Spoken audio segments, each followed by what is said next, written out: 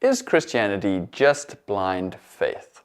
This is a question I've heard so many times, and one example in particular was a few years ago when I was working in the sciences, and one of my colleagues said to me when she found out that I was a Christian, Christianity is really all just blind faith. There's things that we can discover through the sciences and through history, but when it comes to religion and Christianity in particular, well, that's just like a preference. Either you have faith or not, and there's no real evidence for Christianity actually being true, so it's all just blind faith. Well, when I consider this question, I think we have to start off and talk about what do we mean by the word faith. Essentially, I think it's something more like trust. It's just trust, and we have faith or trust in many things. According to the book of Hebrews in the New Testament in the Bible, it says that faith is the assurance of things hoped for, the conviction of things not yet seen. But what that's really talking about to me is things that are coming in the future, things that are based on who God is and what He has done in the person of Jesus Christ by His life, death, and resurrection that give us a sure hope of things yet to come. And so that definition of faith isn't at all calling us to some kind of blind leap in the dark. Not at all. It's saying because of who God is and because of what He has done, we therefore can have hope and have a certain faith and trust that what He has said will actually come to pass. Now, there are other places in the Bible that also talk about evidence and faith. One clear example is in the book of 1 Peter. And it says, always be prepared to give a reason for the hope that you have. Basically saying, hey, be prepared to give someone reasons or evidence for your Christian faith, for your belief in God, for your belief that the Bible is reliable. So it doesn't at all call us to a blind faith, but it says, no, always be ready to give an answer when somebody asks you. And then, interestingly enough, Jesus Himself said that you should love the Lord your God with all your heart, with all your soul, and with all your mind. So that is not at all calling someone to blind faith. It's saying like, no, use your intellect, use your reason, and even that, use it to love God with. So why then would someone like that colleague of mine just say that, religion and Christianity in particular is just blind faith? Well, I think most of the time it's actually born out of the assumption that there isn't any evidence for the truth of Christianity. Now, in this short video, I don't have time to unpack all these evidences, but I'll direct you to the Solus Short Answers channel where we have answers to many of these questions. Things about truth, the existence of God, the possibility of miracles, the reliability of the New Testament, and the truth of the life, death, and resurrection of Jesus Christ. So I'd encourage you to go check those out. But when it comes to faith or trust, we all live in this way.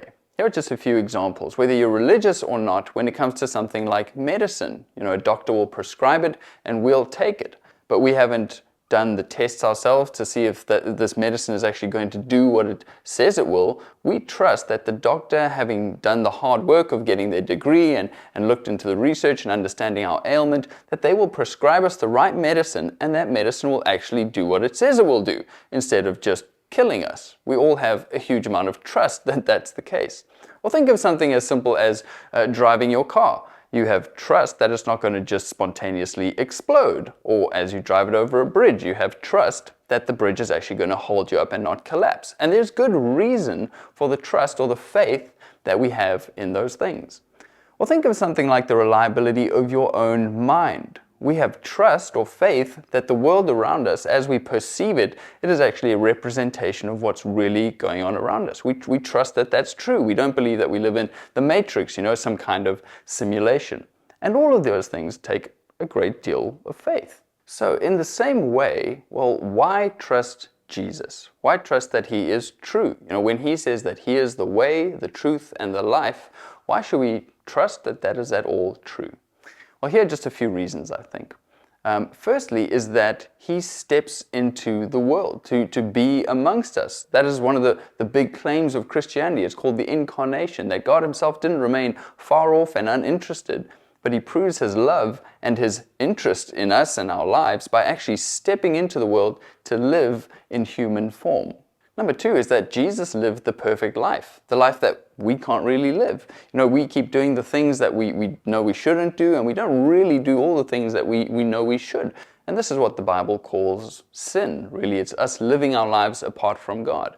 But Jesus shows us through His perfect life that he is the one who can actually live up to that standard. And then he goes to his death by crucifixion on a Roman cross. And there's amazing evidence for that, that this is actually a fact of history. But why did he do that? As much as it's a fact, we have to say, well, what's the relevance of this historical event? And Jesus himself basically says that this is being done to take our sin upon himself, and through doing that, we can actually receive his forgiveness. Now, how do we know that that's actually true? Well, because on the third day after his crucifixion, Jesus Christ, again, as a fact of history, I would contend, he rose from the dead. And now if that's true, it means that his claims before his death, I think, are actually trustworthy. We can put our faith in him, that he is actually who he claimed to be, God in the flesh.